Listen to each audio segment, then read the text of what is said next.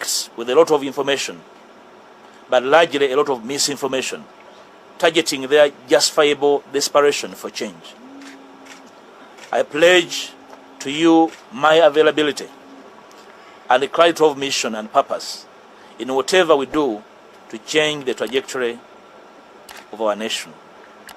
Ugandans in the diaspora are desperate to cement their contribution towards change beyond social media commentary and material support, which seem to be a major preoccupation of many leadership here in Uganda. We should be embarking on a joint push for major reforms in our electoral laws and major constitutional shifts to enable diaspora citizenry participation in our electoral activities beyond manipulating the change agenda by selfish individuals here. By the end of the planned NUP reform process that I've pledged, arbitrary, opportunist, and deviant work methods, lack of internal conflict resolution mechanisms, nepotism, corruption, greed, and abuse of office, including extortion and blackmail, will be a thing of the past.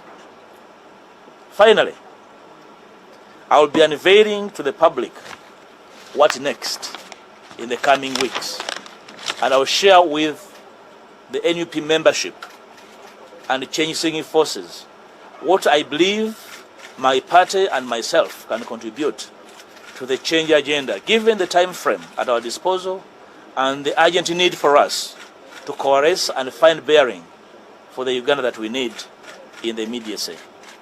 I thank you for God and my country.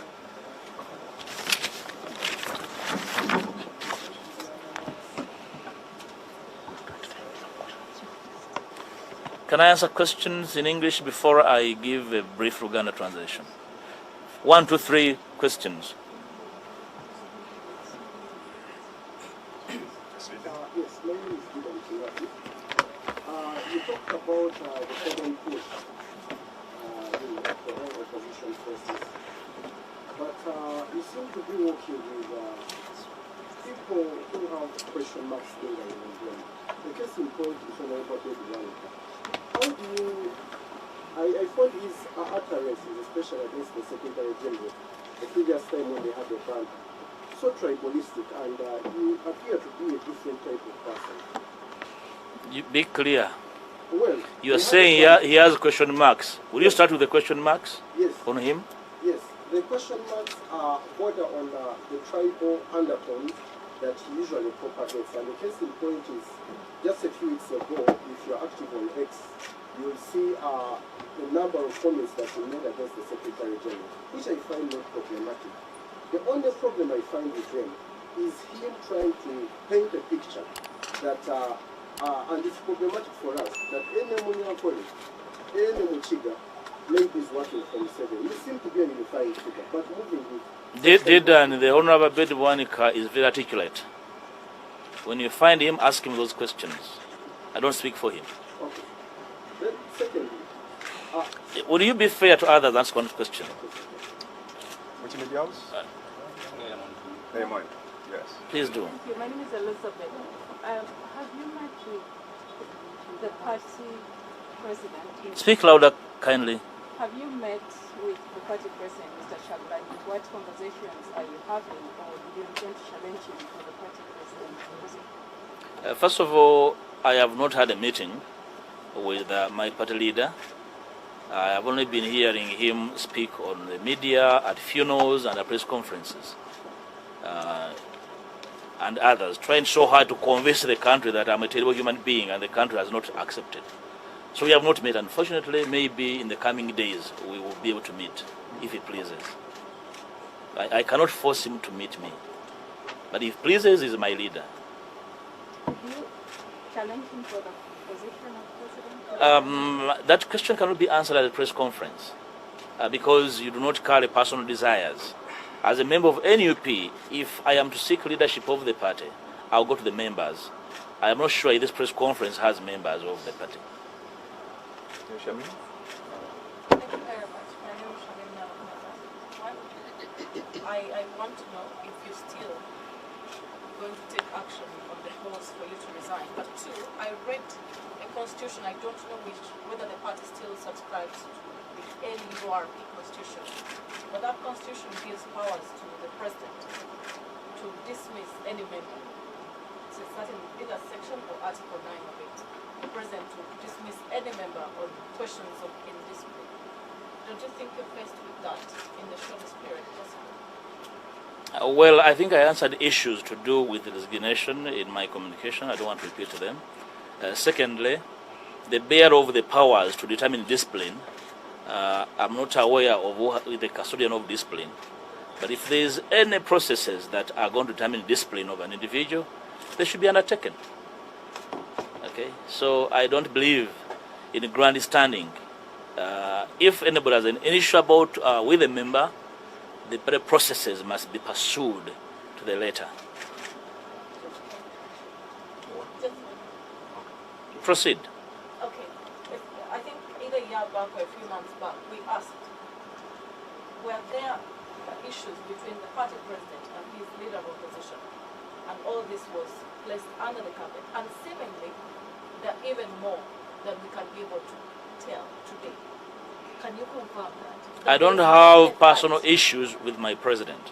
If the president has issues with me, go and ask him. Any question, colleagues? We switch to Uganda. Thank you. Njagala okubaaniriza olwaleero lunasabye okwogerako n'eggwanga ate n'okubeebaza okubeerawo kwatuusa obubaka bwange eri eggwanga lyonna. Ekisooka bannayuganda bangi badde balindiridde nga beebuuza kikyenzirako, kikyendowooza, kikyenkola. Njala kuddamu ensonga bbiri enkyaleero okutangaza kyendiko. Ekisooka okukakasa bana NUP nti nkyali memba mujjuvu, sinaba kuloota yadde okulowooza okuva mu kibiina kye natandika mu bwagazi ne mu kwewaayo ne mu kwefiisa. Singa nali njagala byangu nandibadde ngenda na biriwo, naye okutandika NUP ne bannange kwali bumalirivu na bwagazi bwakolagana n'abalala okukyusa Uganda. N'olwekyo tewali muntu yenna ajja kungoba mu NUP, tewali agenda kunsindiikiriza. N'abadde bagezaako okunsindiikiriza nti ngende, njala bagamba nti wendi, era ngenda kwetaba mu bbanga eriddako mu mulimu omunene ogw'okukyusa enkola y'ekibiina. Ekibiina kibe nga tekitambula nga bwe twagala okujja mu buyinza, nga kitambulira mu biragiro naye nga kitambulira mu kugoberera amateeka n'emitendera, okuwuliziganya nga waliwo obutakkaanya ku nsonga yonna, okuwabuligana n'okuwangana ekitiibwa. Obanga oli memba, oli mukulembeze, oli full soldier, yenna gwe bawa ddata, gwe bapangisa okunvuma, ojja kunvuma ndi mu kibiina era nja kuddamu nga ndi mu kibiina. N'olwekyo sigenda kuseeseetuka, ndi deputy president w'ekibiina. Ekibiina we kiri nakiteekako amaanyi gange, obudde bwange. N'olwekyo omuntu yenna alowooza nti bw'onontyobola nga nva mu kibiina mwendi. Ekyokubiri, okuddamu okutegeeza eggwanga ensonga gye nayisa mu kiwandiiko nti siina musango gwe nazza, era n'abagamba nti nyina omusango gwe nazza tebagunnyonnyola mu mateeka okuggyako okupalapalanya. So kye nategeeza eggwanga nakali kye ntegeeza eggwanga nti buli kyenkola nkimanyi era nkitegeera, ate siri kapeere mu kutegeera amateeka. Ekyokusatu, okutegeeza abo bonna betukkaanya mu Uganda gye twagala okuzimba empya nti nja kubeera nammwe era sijja kukyuka era sikyukanga, naye okujjako okweyongera obumalirivu, naddala nga ndaba embeera eyagala okujjawo ey'okusindiikiriza, okunyigiriza n'okutyoboola abantu abakoze byonna kye tusobola okuzimba wetutuuse. Nja kutambula nammwe, si mu NUP mokka, n'ebibiina byonna ne bassekinnoomu abakkiriza mu nkyukakyuka era nga bakkiriza nti Uganda weeri yeetaaga obununuzi obw'amangu. Kino eraliikiriza nti mu kiseera Omwami Museveni amaze okulangirira obwakabaka bwe, ate ffe abaagala enkyukakyuka tuli mu kulwanira bukunkumukwa na bitole bya mmere. Nga Omwami Museveni amaze okuzzaako ekyoka ebyokulonda ke tugamba nti kakwata mu kalulu akaggwa ffe ekibiina nga NUP ekisinga obunene mu opposition tuli awo tuli mu kwemagaza nga zadde ekifudde tulina kye tulowoozaako tulina kye tutegeeza ggwanga naye tuli mu mbeera ya kinyumu ngenda kwetaba ne bannange bwe tuli mu kuvuganya nga nsinzira mu kibiina kyange n'okwagaza ekibiina kyange ddala okwagala enkyukakyuka so si okwagala n'okwenyumiriza mu kinyumu tukole ebyo ebisoboka nene munda mu kibiina okulaba nti wabeerawo enkyukakyuka ezinaalambulula enkwata y'ensonga enkwata y'ensimbi enkwata y'obukulembeze n'empisa mu kibiina okutwaliza wamu kubanga kyekimu ku bintu ebyekkekwa mu kibiina kyaffe njagala kuwugumya bannayuganda naddala abawagizi baffe abali ebunaayira bannaffe abali ebunaayira batuwagidde nnyo okuva bwe twatandika NUP beewaayo nnyo obudde bwabwe ssente zaabwe ze bafuna mu bugubi okuyimirizaawo emirimu gy'ekibiina njala bategeeza nti sigenda kuseeseetuka ku ebyo bye mumanyiiko era byenkyaliko ekyokubiri nti nze ne bannanga abalowooza nti tuziŋŋamye okukwatagana okulaba nti tuteekawo enkyukakyuka ez'omuggundu mu mateeka agafuga ebyokulonda kubenga okwetaba kwamwe mu byobufuzi tekukoma kuteeka biwandiiko ku mitimbagano na kusonda ssente naye nga musobola okulonda musobola n'okubaako bye mubuuza mu butongole ne muddibwamu nga bannayuganda ab'obwebange nga mwe muli n'okuteekawo ennongozi za musemateeka okulaba nti bannaffe abali e Bulaaya abali e Bunaayira abali mu nsi nga babonaabona beetaba mu kukyusa eggwanga lino so si mu bigambo bugambo ekisemberayo ddala njagala okukakasa bannaNUP nti ndi nammwe wendi era buli nsonga yonna gye tutakkaanyaako tujja gitereeza mu kibiina naye ng'enkola y'ekibiina gyengenda okutabamu okukyusa mwebale nnyo. Some question? Yes, sir. Mention you.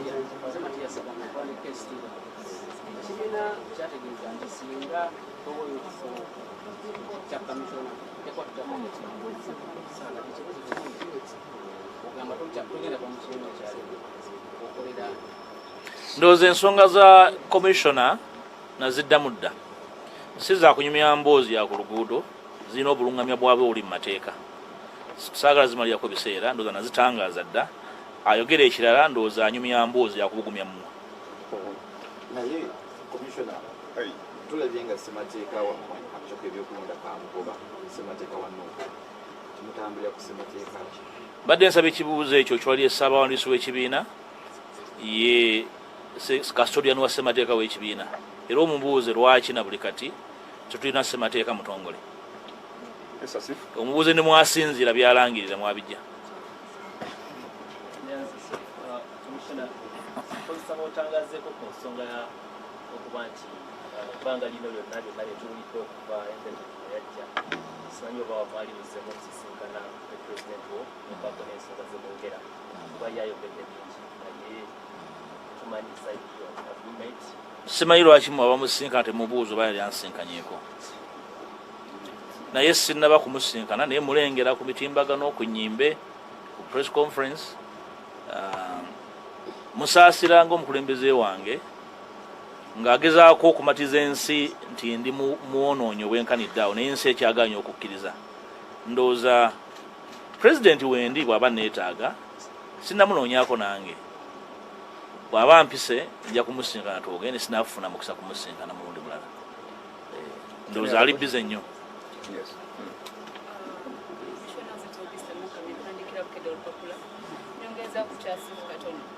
emabegakaawo pulezidenti wa NUP yayita olukiiko lw'abantu bonna aba NUP naye kiteeberezebwa abantu bonna aba NUP nga ababaka ba NUP naye kiteeberezebwa nti tewaliyo I just want to confirm with you oba waliyo ekisooka okusalawo okugenda mu lukiiko nze mba nsazeewo era bwengamba sijja kugenda era nze mba nsazeewo olukiiko olwo lwampitibwamu naye nga tewali nsonga ya Simba eruntwalamu simanyi oba mwamanya ebyafaayo nga byali bya Simba ebyaluvaamu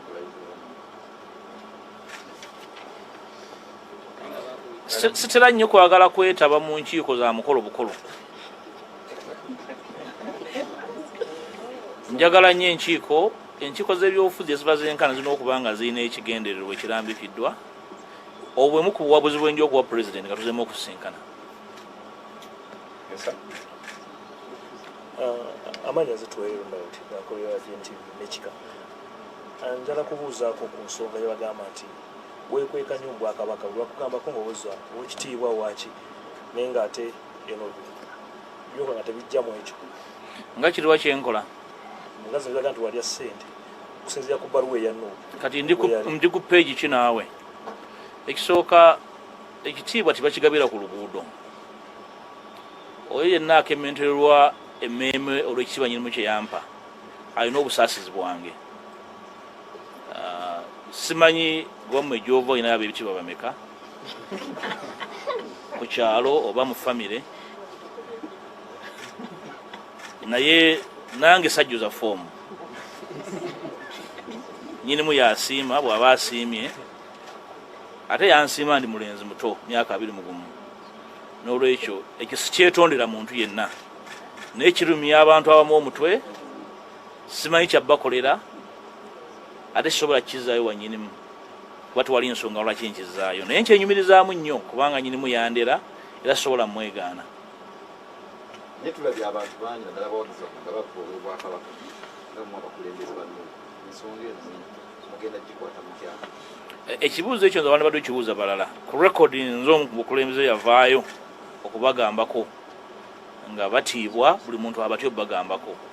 Sirowooza nti omuntu avuma abantu alina kyatugattako, naye era nkimanyiiko nti waliwo abamu mu Nuupu abamu ku ffe abaagala okuteekawo oluwonko n'institutions ezimu mu bugenderevu naye nga teboogera gwe bakolera.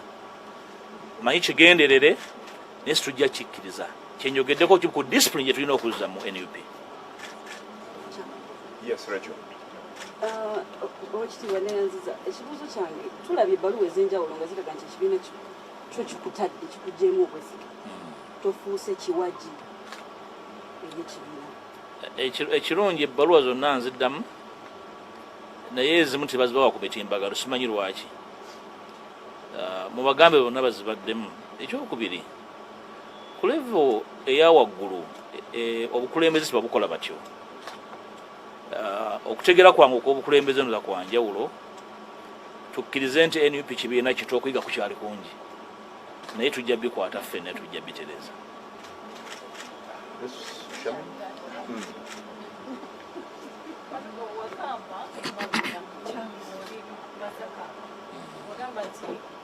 abasiwusa empisa mu NUP ojja kubagolola ettundu olwaleero bakyakulemeredde. Era okugolola abantu ettumba si mukolo, tujja bakuŋŋanya ku mukolo owamanseeko amazzi wagola ettumba. Kirimu okusomesa, kirimu okujjukiza, kirimu okukangavvula, naye kyonna kitwala obudde kubanga okuzimba ekibiina nga institution eggumidde eyimiridde nga teyimiridde erina emisingi egyasimbye mu musenyu kitwala akaseera. Ndowooza nti tuweebwe obudde mu kaseera kano buli muntu mulaba waayimiridde ku discipline, mu kukola ebituufu, mu kugezaako okutyoboola abalala. Ndowooza byonna tubiwa obudde ne bannayuganda abatufuula kye tuli batulaba bajja kutwawulamu ebiseera nga bitambula. Kyenjala okuddamu kyenjogedde nti sijja kuva mu Nuupu naye nja kugibeeramu ngolola ettumba abo abalowooza nti bajja gitwalanga ekintu ekyokusaaga. Yes, Eric. Oweekitiibwa kiki kyoyogera ebigenda mu maaso nga gwe ssentebe wa NUP mu Buganda, amyuka pulezidenti wa NUP mu Buganda, ebigenda mu maaso e Masaka bitwala abakulembeze baavayo ne beekuba, ng'ekimu ekibinja bagamba kyakunga, ekirala nga bagamba nti kirimu omukono gwe. Kiki ky'oyogerako? Ensonga z'e Masaka naziwaako obuwabuzi, era obuwabuzi obwo buli ku record. Ebyo walaba bye biviira mu batawulira. Singa bampuliriza nga Ssekanyolya tibyandibaddewo, naye ndowooza nti yali lesoni nnene eri abo bataagala kuwuliriza n'abalowooza nti osobola okutambuliza ekibiina ku biragiro n'obwetaavu bw'abo abantu abatono. Okuwabula kwange kwe nawa e Masaka nkyakuyimiriddeko nti ebintu ebimu birina okuyimirira, buli muntu ategeere gy'alina okukwata. Waliwo abaatumwa ku mugga ne bagenda kuleeta mafuta olaba bwatu mwenku ne baleeta ssanja n'olwekyo singa tuwuliziganya ebintu byandibaddewo. Yesterday, Wandera? The last two. Wandera and Sam. Honorable, you've been very critical about fighting the divisions and the fights in Nuuk. And then maybe take maybe a memory lane in other parties where